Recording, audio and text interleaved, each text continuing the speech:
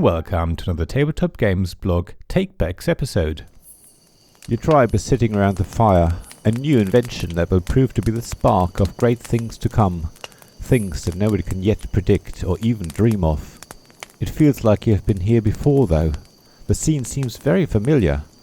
The faces may be different, and so is the location, but the warmth of the flames and the crackling of the embers trigger memories in you. Memories of a bright future, memories of generations to come, of a civilization rising out of the plains and large structures reaching into the sky. Yet, something is different this time. It seems as if your tribe of traders has an extra coin and an extra food in this more balanced version of Tapestry by Stonemaier Games.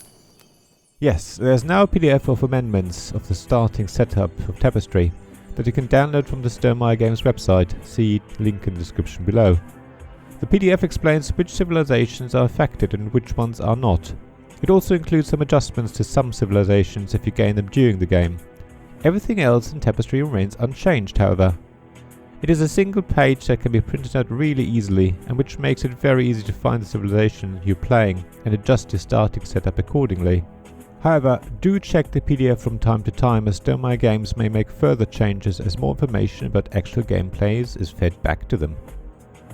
As you will have seen in my Saturday review of Tapestry, see link in description below, I really like the game.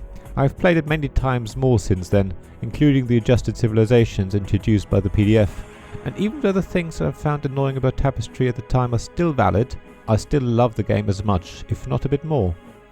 I've now played most of the civilizations that come in the game, and across my games group I've seen all civilizations and how they play.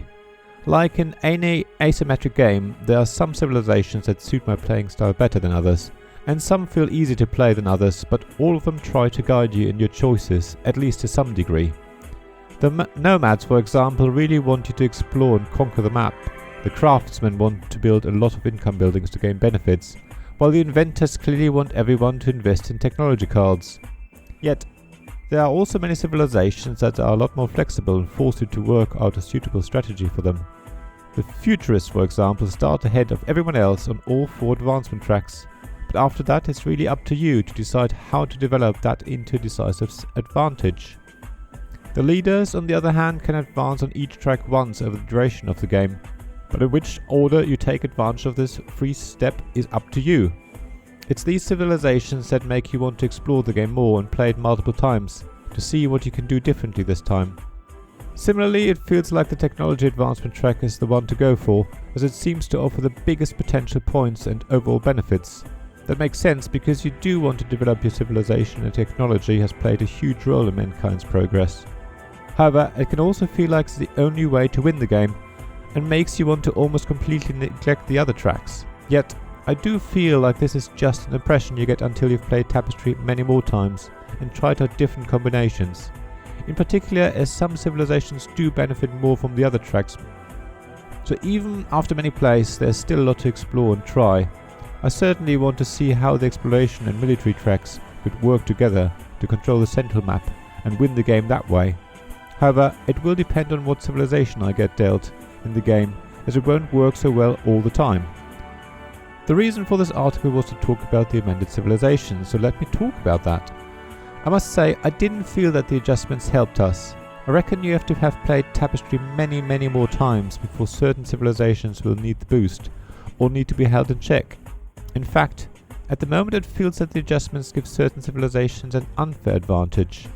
For example, someone played the architects in our 4-player game, and therefore gained an extra 30 victory points at the start. Yet, they won by more than 40 points, which would have been a lot tighter without the boost. So even though we will continue to play the game with recommended adjustments, I really don't think they are needed unless you are a veteran of Tapestry. And as my love for the game continues, hopefully I will become such a veteran myself very soon. Thank you for listening to this Tabletop Games blog Takebacks podcast. Please check the description below for links mentioned in this episode, as well as to the written version of this article on the blog. If you enjoyed this episode, please subscribe, give us some stars or leave a review.